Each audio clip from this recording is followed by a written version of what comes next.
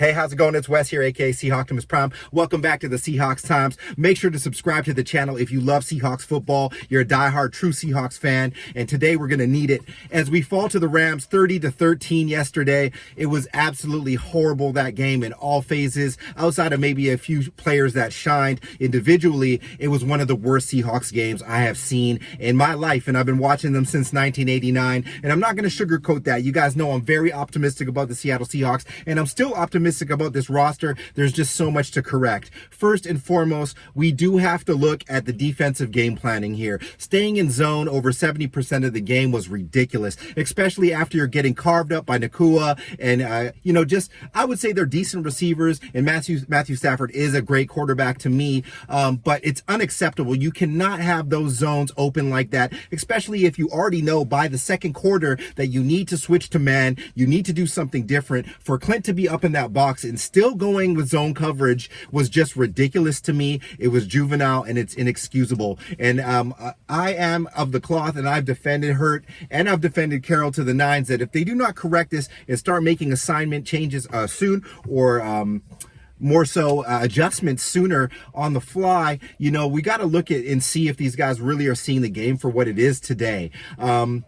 Tutu Atwell looking like, vintage Antonio Brown out there is not acceptable, not with the amount of talent we have in the secondary. I know the pass rush didn't get home at all, but a lot of this stuff can be mitigated before the snap happens. And when you have leaders like Wagner and Diggs, we have to do a better job of just limiting things and bringing extra guys on the blitz, etc., to pressure Matthew Stafford. It's absolutely ridiculous. There's no excuse for me in this game, as optimistic as I am about that. The defense was...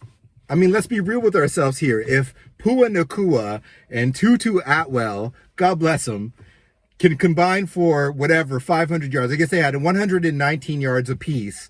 If those guys can do that, does Amon-Ra St. Brown ascend to his true status in the Egyptian heavens with Osiris and Isis and have 10 gazillion yards? We have to be careful. We have to get it going here, and we have to tackle and actually man up.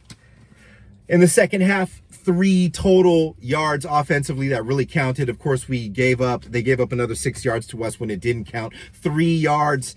I'm hard-pressed to believe that I couldn't go out there, drop back, have DK run, and just throw it to him for a quick little hitch route for 10.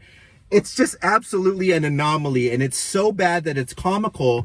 And I believe that Pete Carroll does have the ability to turn this around. I do believe in that, but I am also going to reiterate here, if we see this over the course of the next 4 games and that continues, which I don't think it will, there is going to be a lot of questions whether or not this game has gotten away from this coaching staff. There's been a lot of discussion about how Pete Carroll hires from within and doesn't necessarily hire coordinators that are fit for the game outside of Waldron, like guys that have enough experience to actually be given those types of titles and positions.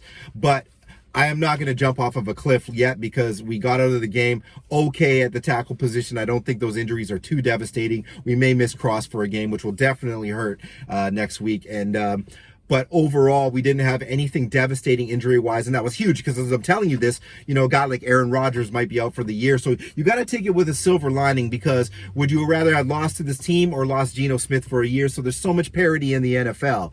And yes, I still do believe there's 16 games left in this. 13 wins may be out of the question now at this point in time, but it's not...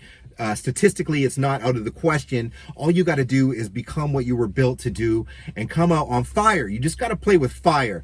Once again, if they don't play with fire next week, I'm going to have concerns. I don't mind if they lose on the road to a great Detroit team, but if they don't play with flame and charisma, I'm going to have my questions about whether or not this team and this coaching staff were really about it. But, yes, I've been here a lot with the Seahawks, been watching for a long time, and I've watched a lot of NFL football, and it's not over yet, guys. So let's get it going. Let's feed these guys that we pay all this money to. We got JSN, we got DK. You got to target Metcalf more than 5 times. You've got to target JSN more than you did. I know we didn't have time of possession. You got to run the ball. We got to play our brand of football and keep these teams off balance and keep the ball in our possession. You cannot give up 11 of 17 third downs, especially easy little over the middle crossing route third downs that you know the Rams are going to do. So St. Brown and Goff, they're going to try to do that to us. Hopefully Spoon can get out there. We can see what he can do. If not, let's play Love closer to the line, get some of our talent one-on-one versus these skill players and make them hit us with deep fades and stuff like that rather than just the easy stuff. It seems elementary.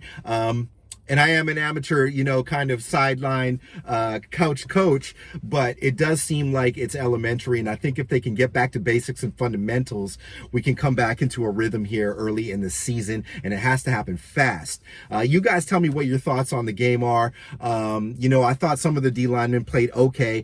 The run contained was okay, but that's not enough when all NFL quarterbacks, if you leave receivers open, are going to sting you, hurt you, and cause a lot of damage. So a little bit of an anomaly there. If you're a real Seahawks head, you do know that this does happen with this team at times, and it seems like it happens a little further down the line, but we do start cold sometimes, and that just is what it is. But I'll be looking for some fire and brimstone next week. Tell me what you think in the comments. Make sure to like and subscribe. Let's discuss in the comments some of the things that we need to do and we need to correct as a team, that the Seahawks need to correct to get back on track, because I'm really interested with some of my subscribers here to what your point was, what you saw in the game. Still go Hawks.